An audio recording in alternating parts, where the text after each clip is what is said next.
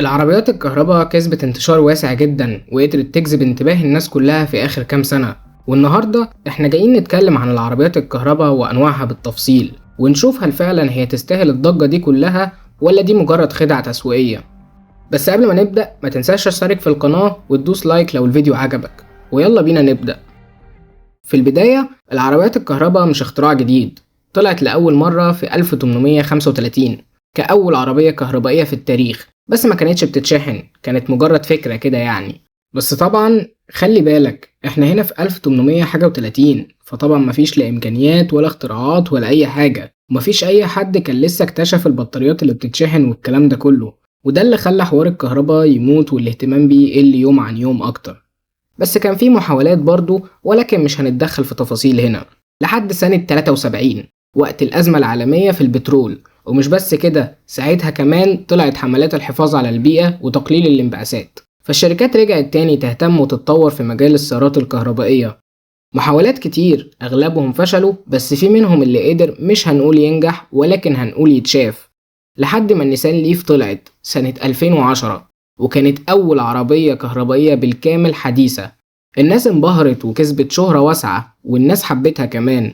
وبعدها بسنتين بالظبط ظهرت التسلا موديل اس لأول مرة في 2012. ومن غير ما نتعمق في تفاصيل مملة وتواريخ، من هنا نقدر نقول إن عالم العربيات الكهرباء الحقيقي بدأ. الشركات كلها بدأت تعمل عربيات كهرباء بتمشي مدى فوق ال 350 كيلو، واللي يعمل محركين، واحد على المحور الأمامي والتاني على المحور الخلفي، وتبقى عربية دفع رباعي. وفضلت التقنيات والتطور تزيد لحد ما وصلنا للمستوى اللي احنا بنشوفه النهاردة. قدروا يوصلوا لعربيات فخمة عملية إلى حد كبير، بتمشيك لحد 1000 كيلو في الشحنة الواحدة، وبتشحن بسرعة. والحقيقة إن سرعة الشحن دي كانت هي الحاجة اللي دايما الشركات بتجري وراها وبتحاول تطور فيها من زمان.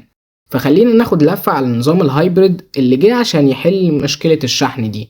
الهايبريد أو العربيات الهجينة فكرتها ببساطة بيكون العربية فيها محركين، واحد بنزين عادي والتاني كهرباء، بس في الغالب بيبقى موتور الكهرباء صغير.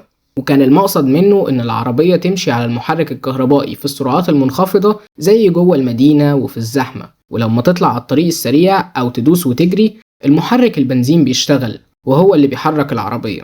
واللي كانت وما زالت النجمة في حتة العربيات الهايبريد دي هي تويوتا. دخلوا على طول بالبريوس سنة 97، وكانت أول عربية هايبريد تنتج بشكل كبير. انتشرت بره في أوروبا وأمريكا خصوصا من بداية الجيل التاني منها، كسر الدنيا. لكن عندنا في الشرق الأوسط ما كناش لسه بنينا ثقة في العربيات الكهرباء والهايبريد من أساسه. تويوتا من ساعتها وهي مستحوذة على سوق الهايبريد، تقريبا كل عربياتها نزل منها هايبريد من أول الكورولا لحد اللاند كروزر، والمنافسين بدأوا يدخلوا كمان وينافسوا. بس تويوتا الصراحة قدرت تثبت جدارتها وعملانيتها قدام المنافسين، وده أدى لتطور كبير في عالم الهايبريد. كل شركة عايزة تعمل عربية أجمد من التانية، وشوفنا عربيات جامدة جدا بسبب ده حتى السوبر كارز بقت هايبريد، منها تاخد متعة سواقة البنزين وكمان تديك قوة زيادة من محرك كهربائي ومدى أعلى. وبعد ما عرفنا تاريخ العربيات الكهرباء والهايبريد وبدأت إزاي، تعال نعرف أنواعهم والفروقات بينهم. وأكيد هنبدأ بالكهرباء بالكامل. بتكون عربية من غير أي محركات بنزين، معتمدة فقط على الكهرباء، وبتتشحن تاني بشاحن AC من البيت عندك، اللي بتكون سرعته محدودة وبطيء شوية، أو شاحن DC اللي بيقدر يشحن عربيتك في نص الوقت اللي هيستخدمه AC عشان يشحن عربيتك بيه، وده بيكون موجود في محطات الشحن بس. لحد النهاردة الكهرباء بالكامل أعلى مدى وصلوا ليه كان لحد 800 كيلو في الشحنة الواحدة، وكان على إيد اللوسيد إير الجديدة. ولا المميز في الموضوع كمان اللي بدأنا نشوف عربيات كهرباء رياضية من العيار التقيل، زي البورش تايكان تيربو GT الجبارة اللي بتطلع 1019 حصان. وأكيد الصين ما سابتهمش من غير ما ينافسوا، نزلوا بالBYD اليو 9 والشاومي SU7 وكسروا الدنيا بيهم طبعا. واللي مخلي فكرة العربيات الكهرباء أصلا مميزة هو إن مفيش تأخير في سرعة الاستجابة.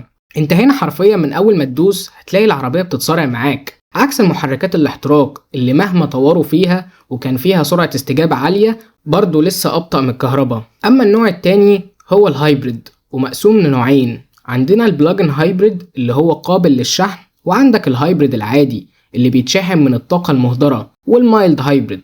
نمسك واحد واحد فيهم ونشوف البلاجن هايبريد، وده بيكون محرك بنزين مع محرك كهرباء، بس البطاريات هنا بتتشحن، يعني هتقف في محطة شحن تشحن البطارية أو تحت البيت عندك، وده يقدر يمشي العربية على المحرك الكهرباء بس لما البنزين يخلص مثلا، أو لما أنت تختار من الشاشة. بس ليه تشتري عربية تعبيها بنزين وتشحنها كمان وانت عندك النوع التاني من الهايبريد ال HEV أو المايلد هايبريد؟ ما تشيلش هم، انت كأنك راكب عربية بنزين عادية فيها موتور بنزين وفيها كمان موتور كهرباء، وبيستخدم الطاقة المهدرة لشحن البطاريات بتاعته، سواء الطاقة اللي بتطلع من الفرملة أو لما تشيل رجلك من البنزين. النوع ده هو اللي محبوب أكتر الصراحة، ومن وجهة نظري ده أفضل من البلاجن هايبريد. انت بتاخد مميزات الهايبريد وفي نفس الوقت مش هتشيل هم الشحن والكلام ده.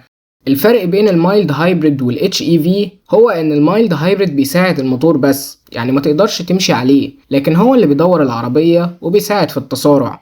واخر نوع وهو الرينج اكستندر، ده ظهر مؤخرا وهو العكس بقى، عربية بتمشي بالكهرباء بالكامل ولكن بتستخدم الموتور البنزين للشحن. والصراحة انا مش عارف ايه الغية من الفكرة دي، يعني لا منك وفرت ولا منك حافظت على البيئة زي ما هم عايزين، بس ماشي. بس انت هنا مش هتقف تشحن بالنص ساعة ولا تشحن في بيتك والشغل ده، لا انت بتخش البنزينة عادي تعبي بنزينك وبتكمل طريقك والبطاريات هتتشحن من الموتور وانت ماشي. مميزات الكهرباء بالكامل الصراحة مش جامدة قوي ومش هتحس بيها الا لو الكهرباء في البلد اللي عندك رخيصة، وساعتها هتوفر جامد عن البنزين، او تكون العربيات الكهرباء عندك رخيصة وليها سوق كويس وتوكيل محترم، او لو انت بقى من جماعة الحفاظ على البيئة واخر تطورات التكنولوجيا والحاجات دي فهتتبسط الصراحة. اما الهايبريد فبيديك الحلو من كل حاجة، توفير في استهلاك البنزين اللي بيوصل ساعات انه استهلاك البنزين بيقل النص عن نفس العربية بس بمحرك بنزين عادي، مدى اعلى تمشيك مسافة اكتر في التفويلة الواحدة،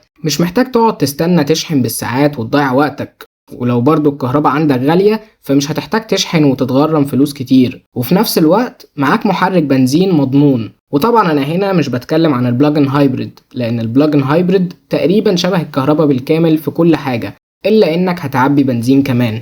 طب وتفتكر بعد الكلام ده كله العربيات الكهرباء دي فعلا بتحافظ على البيئة زي ما هما بيقولوا؟ هصدمك واقولك طبعا لا. بطاريات الليثيوم اللي بتستخدم في صناعة جميع أنواع السيارات الكهربائية أو حتى الهايبريد عملية استخراجها أصلا بيلوث البيئة أكتر من محركات البنزين، وكل ده مثبوت بدراسات وأبحاث علمية اتعملت قبل كده.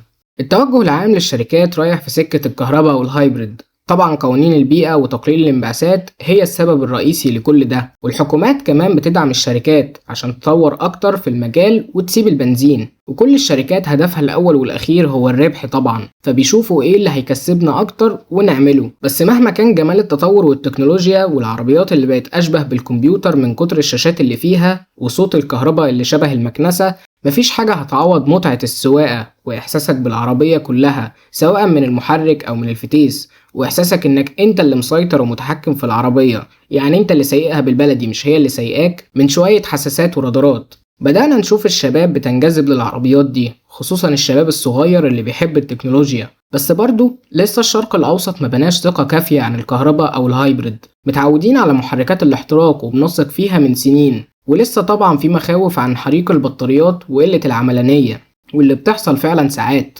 وبنشوف حوادث كارثية في الدول الأجنبية اللي الجو عندهم برد أصلا، وحتى في الصيف ما بيعدوش درجة حرارة 35، ما بالك في جو بلادنا الحر اللي بيوصل ساعات ل50 درجة مئوية في عز الصيف، ده غير الرطوبة العالية، يعني كمان مفيش هوا يبرد الأنظمة دي، ده غير ان انتشار محطات الشحن ما كبرش بالدرجة الكافية في بلادنا العربية اللي تقدر تستغنى فيه عن البنزين بالكامل. حرفيا انت ممكن تلاقي بنزينتين 3 في شارع واحد، اما محطات الشحن لسه مش كتير. وطبعا في دول زي الامارات محطات الشحن فيها بقت منتشرة، ولكن انا بتكلم على حال معظم البلاد يعني. ولو جينا نتكلم من منظور محبين العربيات والطرب والعربيات اللي فيها روح وقادرة تبسطك، فالصراحة مفيش حاجة تبسط في اللي جاي. معظم الشركات وقفت انتاج عربياتهم البنزين الرياضية بالذات واستبدلوها بالكهرباء، وده خلى محبين السيارات ما يكونش عندهم اختيارات كتير في السيارات الرياضية الجديدة، وسوق المستعمل طبعا اسعاره هترتفع. بس استنى ثانية، ممكن يبقى لسه في امل. رغم التوجه العام والقوانين الصارمة تجاه الحفاظ على البيئة اللي بتتحط على الشركات، إلا أن الشركات لسه بتعاني من فئة الشباب اللي بالمناسبة فئة كبيرة مش صغيرة، اللي هم عايزين محركات بنزين وعايزين متعة قيادة. دوج مثلا وقفت إنتاج أسطورتها للتشارجر وللتشالنجر سنة 2023 وقالت هتتحول كهرباء، بس هنديك صوت وهمي من سماعات العربية كأنك سايق 8 سلندر بتوع زمان. بس للأسف حتى دي معرفوش يعملوها، صوتها أقرب لمركبة فضائية.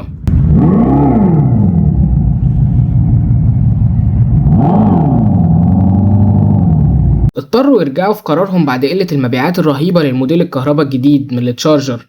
طبعا اللي كان مش بس قرار غلط، ده كان كارثي، عشان تقريبا الشركة كانت قايمة على الموديلين دول أصلا. وهيرجعوا للتشارجر بمحرك 6 سلندر تربو. وبالرغم من كل ده فالشركات لسه مش عايزة تتحول للكهرباء، وبتخلي عربيتين 3 عندها بنزين لمحبين المحركات، أو بيخلوا فيه فئة من عربياتهم بنزين عادي، وبيطوروا محركاتهم أكتر وأكتر كمان.